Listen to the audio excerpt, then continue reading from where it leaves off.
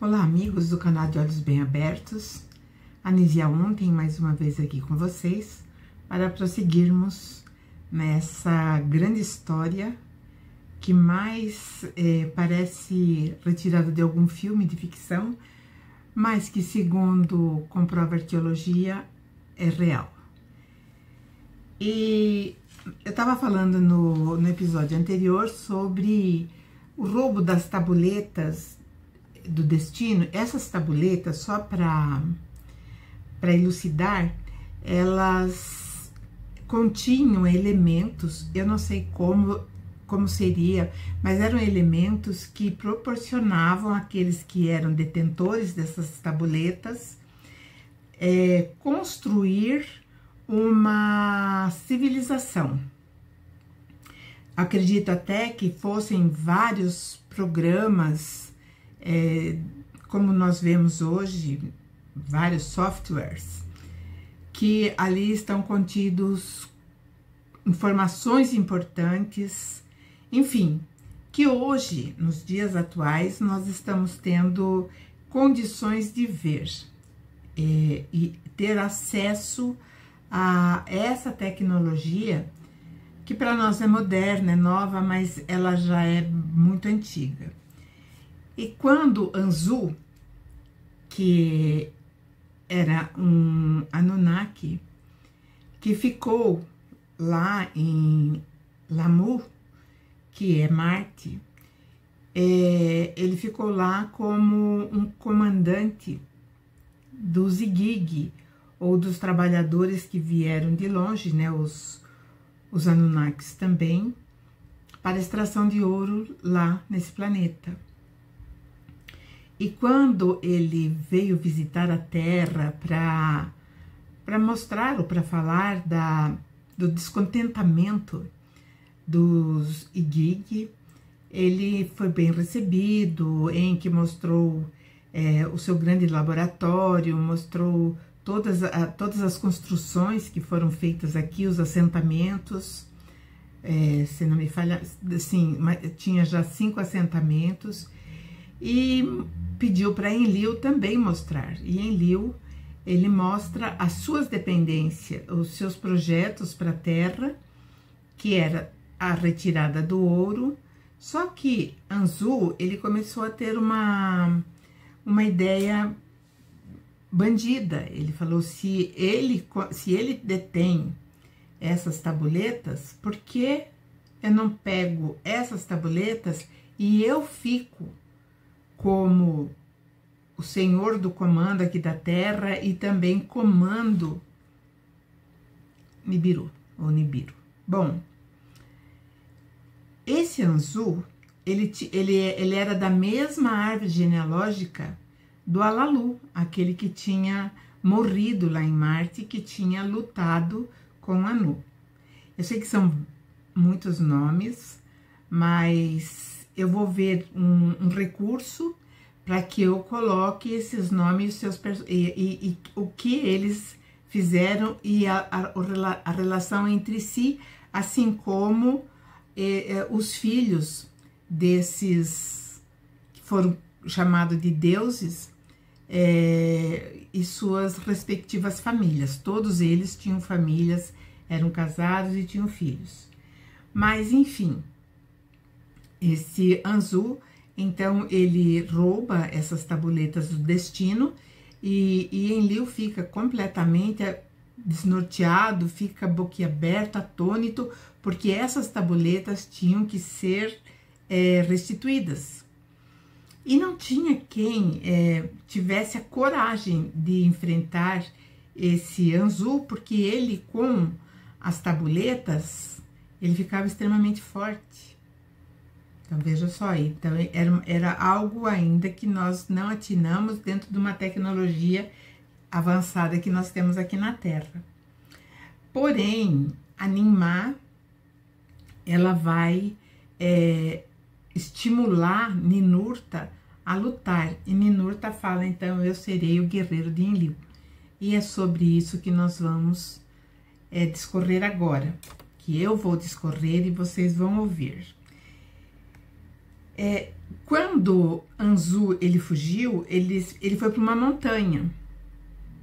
E Ninurta ele sabia onde esse cara estava, o Anzu, então ele pega o seu carro celeste, que era chamado de Pássaro Negro, e vai para esse local, ele estava numa pradaria e atrás tinha uma montanha. Então ele vai para esse local. É lógico que Anzu viu a aproximação de Enlil e ele também tinha um armamento de ponta. Então ele criou uma barreira muito grande e todos os projéteis que Ninurta lançava, essa barreira fazia com que caísse. Então, essa tecnologia a gente sabe que hoje em Israel tem, não com essa potência, mas assim, tem uma parede protetora invisível que protege dos mísseis, que agora eu não me lembro o nome, se é domo lá em Israel, alguma coisa assim.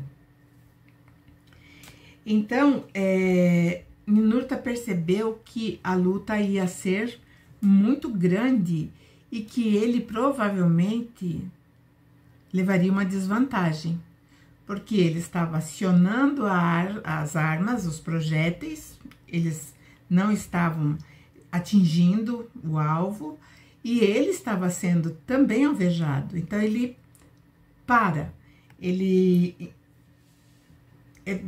suspende um pouco, né? E ele volta, então se reúne com o seu pai, com o seu tio e com a sua tia, né? Que na verdade não era tia, era mãe, a Nimá. Então ele se reúne e fala que era uma guerra que ele não ia ganhar. E aí eu achei interessante que Enki, né? Primeiro foi Enki chega para ele e dá um conselho. Então ele diz assim: levante uma tormenta, ou seja, que a gente chama de furacão, né? De poeira, e cubra a visão de Anzu, que ele não veja as tuas ações. E a força do teu carro vai criar, então, esse torvelinho, aí, esse furacão.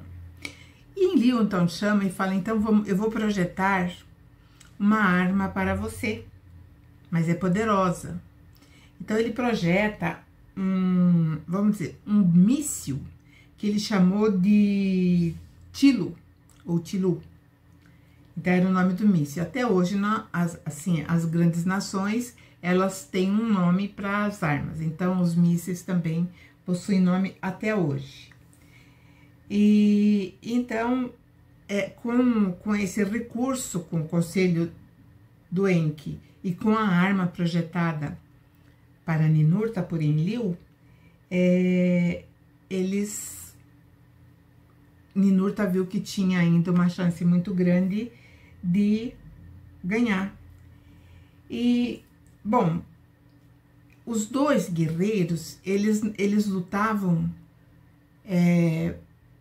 dentro dos seus carros espaciais, eles não lutavam assim no papapá, né, corpo a corpo, era dentro de carro, era uma guerra, que vamos dizer assim, com dois oponentes, mas essa guerra eles travavam através de armas, cada um dentro do seu carro.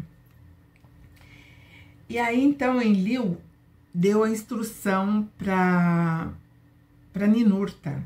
Então, ele diz assim: quando vocês estiverem emparelhados, dispare o míssil. Será como um raio.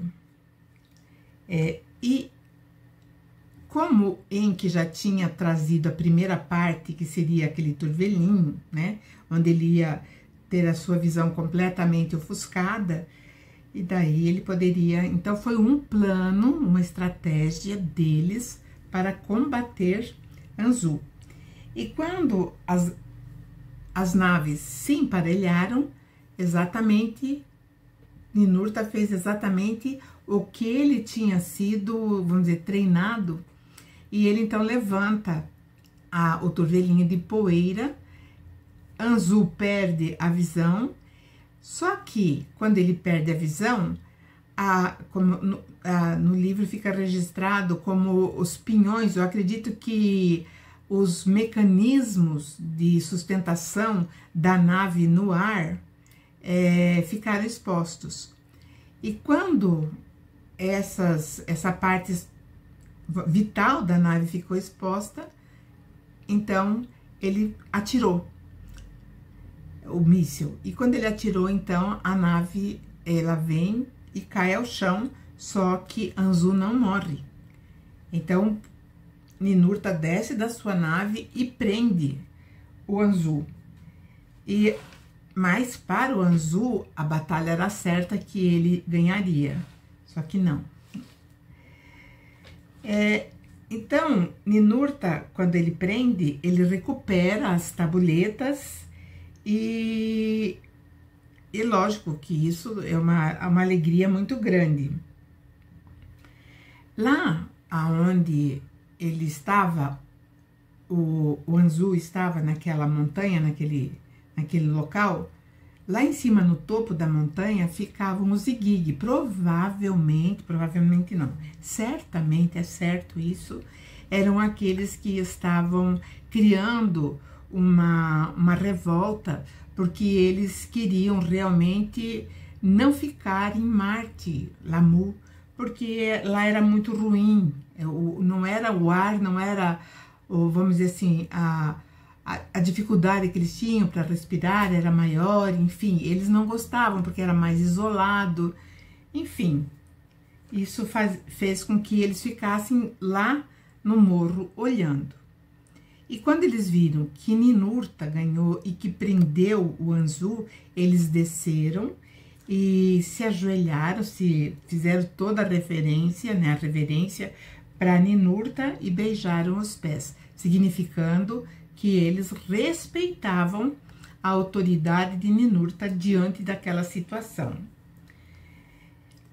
O Anzu, ele tinha feito refém os próprios Igig e também um Abigal. Abigal era um piloto de confiança que levava, que muitas vezes Abigal ele trouxe, né, várias vezes pessoas de lá para cá. Uma vez ele também levou até o próprio deus Anu para o planeta de origem. Só que quando Anzu pegou as tabuletas, ele pegou esse Abigal e os Igig, que é também Anunnaki, como refém. E então ele libera esses reféns. Essas coisas são antigas, né? A gente acha que são coisas novas, mas são antigas. Então ele libera os reféns, entrega as tabuletas para o pai, Enlil, e essas tabuletas voltam para a câmera, eles chamam de horas de câmera divina. Outras horas eles falam que é câmara profunda. E quando essas tabuletas entram, o relato dos tablets que foram traduzidos diziam assim, que vem uma iluminação dessas tabuletas e também um zumbido. Hoje, se nós formos analisar, quando nós ligamos o nosso equipamento, seja um notebook, seja um PC, ele vai fazer esse ruído e ele vai também ficar claro. Então, eu não sei se, como eu falei para vocês, eram programas de software que tinham que ficar girando sempre. Então, quando eles voltam para essa câmera profunda, volta toda a mesma situação, o mesmo ambiente de antes, e aí eles avisam, então, a Anu, a Vitória, e aí ficam mais tranquilos, né? E o Anzu, ele foi julgado, e como eu falo para vocês, sempre tem que ter 7 juízes para julgar uma causa. Eles sempre tinham os 7 que julgam. E então eles reuniram Enlil, que era o senhor do comando, ou seja, o senhor geral, aquele que mandava, a sua esposa, que é Ninlil. Ninlil, ela também é uma das que vieram, né, naquela equipe da Ninmah, que era médicos e enfermeiros, e ela casa com Enlil. Então, o nome dela aqui na terra fica Ninlil. Enki também era um dos juízes, então são 2, agora Enki 3. E Enki também vem com a esposa dele, que é Ninki, mas que também era chamada lá de Dankina, mas aqui na terra ela vai ser Ninki, que na tradução é senhora da terra, e como Ninlil é a senhora do comando. Porque Enlil é o senhor do comando e Enki é o senhor da terra. Também estava lá Nanar, que era filho de Enlil, com Enlil. Ele nasceu na terra, foi o primeiro que nasceu na terra. E estava também a Nimá e Marduk, que era filho do Enki. Esse não nasceu aqui, esse veio de lá. Então, estes eram os juízes. E Ninurta, ele assumiu um papel meio que de promotor, porque ele começou a mostrar todos os erros e a gravidade do ato do Anzu. E ele falou, diante de tudo isso, eu peço a pena de morte, ou seja, a morte sumária, agora. E Marduk, então, ele veio um pouco em defesa do Anzu. Ele fala, mas ele estava numa situação difícil, ele precisava acalmar os ânimos do Zigig. E tudo isso aconteceu por conta desse descontentamento. Então, ou seja, o Anzu também estava pressionado, só que ele estava também mal intencionado. E os Zigig só queriam um lugar na terra para descansar. Bom, lembrando que Anzu era o comandante deles lá em Marte, ou Lamu. Então, Enlil falou que a ação de Anzu colocou todos eles em perigo. Todos. Veja, até aqui ninguém fala do ser terrestre, só fala entre eles. Todos eles ficaram em perigo, inclusive os reclamantes, os Zigigis reclamantes. E Enlil e Ninti, a sua esposa, deram razão. Falou que sim, né? Que ele merecia realmente uma punição, porque o mal tem que ser cortado pela raiz. E ele deveria ser extinto, ele deveria ser neutralizado. E assim foi. Eles sentenciaram Anzu à morte pelo raio. Esse raio, eu acredito que fosse assim, um raio laser que acabava com a pessoa na hora, morria. Não era como uma metralhadora, né? Aí Ninurta, depois que aconteceu a execução, Ninurta então falou que o corpo deveria, porque Ninurta estava muito bravo, afinal de contas foi a pele dele que ficou exposta também. Ele se expôs num nível muito maior, ele poderia também ter sido abatido, morto. Então ele fala que o corpo de Anzu deveria ser deixado assim, abandonado, e que as aves carniceiras dessem conta, que devorassem, que não era para ser desperdiçado nenhum ritual ou coisa parecida, né? E Enki, então, ele vem e sugere que ele fosse sepultado em Lamu, no mesmo lugar onde tinha sido Alalu.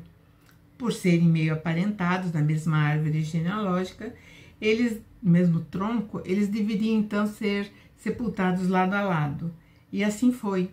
E Marduk foi encarregado de levar o corpo, de sepultar o corpo, e a partir desse momento, Marduk, como eu já falei para vocês, esse nome também é citado na Bíblia, como Merodach, mas nas tabuletas sumérias ele é Marduk. Então, ele foi encarregado do translado e assumiu o posto que Anzu tinha. Então, ele passou a ser o comandante em Lamu.